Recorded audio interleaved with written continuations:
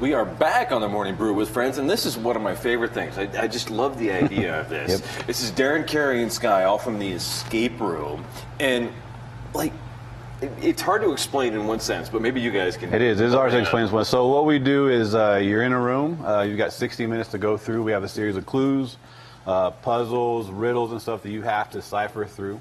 And then you've got to figure a way to get out of the room within a 60-minute time frame. A live, first-person, 16-minute mystery. Right. So these came big on the internet. They were internet games, and so you could go through and play these escape the room internet games. And then people started doing these interactive, and they started coming across like Asia, Europe, hit the big cities here in the United States. We came across this idea and thought, let's do it here. This is something we could do. Absolutely. And it's where. It's kind of mind-blowing. So you show up, it looks like a regular office, is that right? So what's the set look like? Is it proper to call it a set, or do you call it an office? It is a set. It's a Victorian, Edwardian style office. Supposed to be set, back in early 1900s, late 1800s. So do you have to go in with like a derby and a pipe? You do, yes. Smoking jacket. Yes, but the concept is it's supposed to be, you're looking for Jesse James' fabled treasure map. Oh.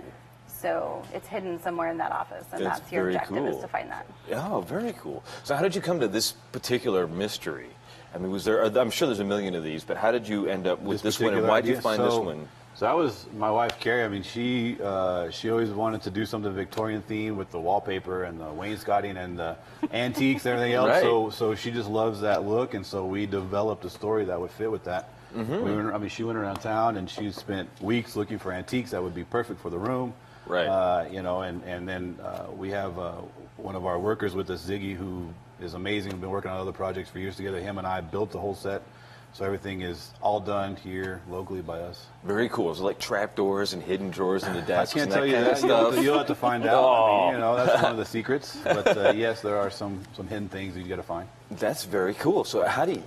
Like, I'm the kind of guy, I get kind of dense in those situations. Like, I'm the guy, like, a clue could hit me in the face, and I wouldn't even know it. Well, does that happen? Do people Yeah, so that's what we're there. So we have a camera system and a microphone, so we can monitor at all times. And we have a television monitor that we can kind of give people clues on. So we try to, if people get stuck, we try to help. We want people to escape. We don't want them stuck in there. Right. So we try and do our best to give you a clue. And if you're not getting it, we might give it to you a little bit more, and we might get a little bit more sarcastic. But no, really, look at that piece of paper. Yeah, we've done that before. Where it's like, go do this, and they'll say, oh, okay, But we try to not interfere because we feel that most people, the satisfaction of doing it on their own really is much more satisfying than me telling you exactly what it is. Right, the thrill of discovering the clues, right? Yeah. So how do you write a script? How do you write something or develop something that has a clear path for somebody to do this? We used, for this room, we used a consultant who has experience and owns one of these rooms himself. I would never have thought that there would be a consultant for Yes. escaping. We didn't either, but he was very helpful and instrumental in creating the flow of the way the room is supposed to go for people. So it's roughly the same each time. I mean, not exactly because everybody's different, but from beginning to end result, we can follow them easily, help them through it, and we kind of can predict where they're headed next. So. Very cool. We have a handful of photos here that we're showing. They explain a little bit about how this works. And there's a door with like all these locks on it. And there's some fun stuff in there. Yeah, it's really fun. I mean, people, everybody has a different experience. There's one. Oh, yeah. And what is going on in this photo here? So there we've got, these guys are trying to unlock that door. So, of course, that particular door, when you get in the room, it has 8 locks on it. So your main objective is to say, okay, we've got to get these 8 locks out the door. So how do we do that? So you just start, looking through things, and one puzzle or clue will lead to something else. What's in the trunk? I cannot tell you that. People who get close always ask me, "What's in the trunk?" I say, "I'm sorry." I feel bad. It's like, when we sit there and watch people, we struggle with them. When they're succeeding, we're happy. When they're failing, we're like, "Come on," we want them to get out. But once the 60 minutes is up, the time's up because we have to reset the room for the next group. Right. So people come out and they're just like, "Oh, where was it?" I said, "I can't tell you." And you can just see the heart rate, man. And it hurts me. It keeps me up at night, I think, So. You got to come back next week and try it again, right? Come back. Right. So how much does it cost, and how does it work if someone wants to try the escape room? Sky, is it? Yeah, so my name's Sky Carl, I'm the marketing director, and obviously one of the things that we've done is put together specific pricing that's definitely comparative to everything else that you find for entertainment. So 28 a person. Okay. And you can book in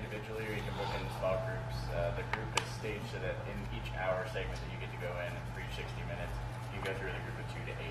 So each individual person pays 28, you get together and go through as a group. Very cool. So is it like, I'm imagining it's birthday parties, that kind of thing is probably a big thing. Yeah, I mean, just individuals, friends, family. Obviously, at the same time, too, there's some unique niches. There's board game players, video game players, people that are familiar with this type of scenario, but in a different mindset. Yeah. And at the same time, too, being able to go and branch out from that to like your special parties, bachelorette parties, bachelor parties, kind of group get-togethers for birthday parties, and then corporate, which is big for the day. Because the great thing about this is it is team building, it is communication, and we do have a monitoring system, so you can actually go in with like a group of coworkers and then figure out how well you guys can communicate together. Have somebody watch from a distance and kind of evaluate. That's very cool. That's very cool. So for like bachelor parties and things, do you ever hide something in the trunk that's specific to the bachelor party?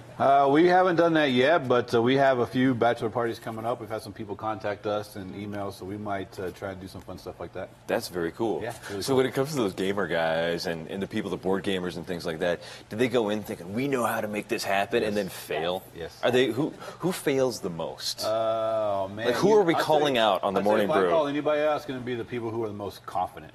Oh, I've seen really? people coming here going, we're going to make it out. Don't even worry about it, guys. We're going to get this.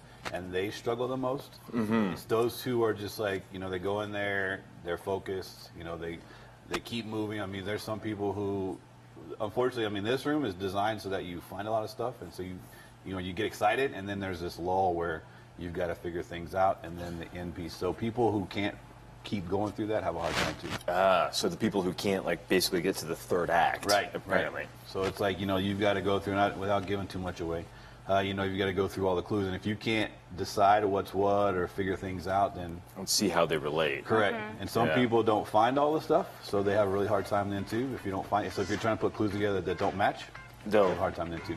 Very cool. I want to go check it out. Maybe we'll do like a morning brew. We'll get the whole crew back here. Absolutely. And we'll see how our guys do on the whole set, right? Do it. Yeah. Awesome. We'll do it. We'll be back in a couple of seconds to the morning brew with friends.